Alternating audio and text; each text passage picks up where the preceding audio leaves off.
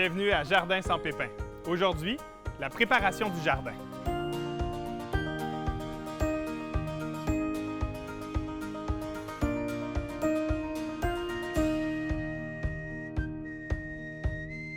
Dis-moi, Denise, avant d'aller à l'extérieur, il y a des préparatifs à faire. Il faut préparer son jardin avant même d'être rendu à la planter, là. Oui, oui. Avant là, de commencer, même dire on peut faire nos semis, mais il faut avoir un espace à l'extérieur pour planter. Si les gens décident tout de bon, là, je prends un coin de terrain, je le fais, il faut aller enlever toute la tourbe, puis il faut creuser minimum 30 cm. 30 cm? Pourquoi 30 cm? 30 cm, donc pour les carottes. Donc, c'est un légume racine. Si on parle des patates, si on parle des tomates, qui ont un très bon système racinaire. Donc, si on fait un petit jardin puis on dit, ben moi, à 6 pouces, je mets juste 6 pouces de bonne terre. En dessous, c'est juste de la glaise. Le plant, ça ne poussera pas, vous n'aurez pas de bons résultats. Ça va être difficile. Puis même après que la neige soit fondue, la terre peut rester gelée, peut rester froide encore un bon bout, là. Oui, elle peut rester froide. Normalement, elle va commencer à réchauffer vers la mi-avril. Tranquillement, mais du moment qu'on peut aller travailler le sol, on peut y aller avec une fourche, on peut y aller avec une bêche. On va aller remuer, pas en profondeur, mais juste en surface. Il ne faut pas aller dans son potager, creuser bien profond, puis parce que là, on va changer la biodiversité du sol. On peut ramener des graines qui étaient loin dans le sol, qui étaient très bien là, qu'on oubliait, puis on les ramène à la surface pour les faire germer dans le potager. C'est pas une bonne idée. Non. Fait que quand on fait une petite comme une rotoculture, si on veut, mais c'est juste en surface, pas plus que 6 pouces. Ça va Jamais. aérer un petit peu, Juste ça va déloger la aérer, terre. puis là, quand les gens veulent mettre leur compost, leur fumier, puis le brasser, ça va pénétrer dans le sol. Les vers de terre vont venir s'en mêler. Tout va reprendre vie, là. Puis, exactement. OK. Puis en même temps, si on voit qu'il y a des petites racines de mauvaises herbes qui ont commencé, en brassant la terre comme ça, on peut aller les enlever facilement. Donc, on fait ça au printemps, On avant fait de ça, sortir nos oui. plants. Ah, que oui. Puis, est-ce qu'il y a d'autres... tu sais, on a quelques outils. Est-ce qu'on Oui. dit retourner la terre, mais pas trop profondément? Est-ce qu'il y a des étapes cruciales? Bien, disons, c'est sûr que, comme je dis, il ne faut pas que la terre soit trop dégelée, mais on y va avec une fourche, avec une petite bêche. Puis, on ne prend pas trop large. On est mieux de travailler, tu sais, légèrement à la fois, parce que si on va un peu plus profond puis c'est gelé, bien, ça n'aide pas. Fait que juste en brassant tranquillement la terre de surface, on peut le faire 2-3 fois, là.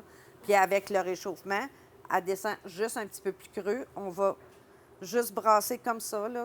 On l'ameublit, dans le fond, parce qu'elle a compacté avec l'hiver.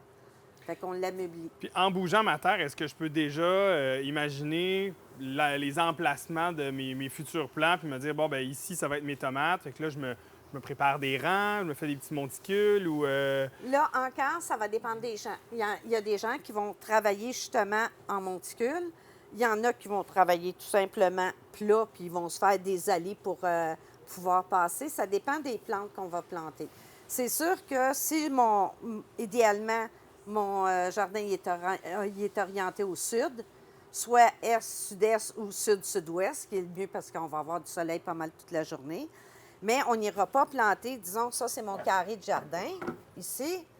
Je n'irai pas mettre tout en rang mes tomates, puis mon soleil est là. Mes tomates viennent très hautes, ils vont bloquer tout le reste. Ils vont faire de l'ombre Ils sur vont les faire autres choses peut-être plus basses. OK, bien oui, exact. c'est vrai. Fait qu'on va aller semer peut-être plus les plantes racines, comme des radis, on va aller semer les carottes, tout ça. Eux ne font pas tellement de feuillage. Donc, même si je mets ensuite, disons, je peux mettre mes poivrons par après ou mes petites fèves qui sont un peu plus hautes. En dernier, je vais aller mettre mes tomates parce que c'est elles, ou du maïs, ceux qui veulent planter du maïs, ça monte à 1,50 m, 2 mètres des fois de hauteur. Dans le fond, on met ça dans le fond. On met ça dans le fond, mais il y en a qui aiment quand même la fraîcheur. Donc, en arrière des tomates, on peut se réserver un espace pour les laitues, disons. Ils veulent pas trop de soleil, pas trop de chaud. Non, c'est ça aime la fraîcheur. OK. Donc, on le regarde d'une partie ombragée. Puis, quand on prépare notre jardin, là, avant de se rendre avec nos plants, est-ce qu'on met du géotextile, du paillis? Est-ce qu'on se fait déjà nos chemins, les endroits où on va circuler? Bien, c'est sûr, si on a bien pensé son jardin, on a mis son espace, mettons, pour des concombres, Donc, oui, on peut se faire des allées pour passer, c'est important parce qu'on va aller biner tout le long de l'été, on va aller désherber pendant l'été autour de nos plants.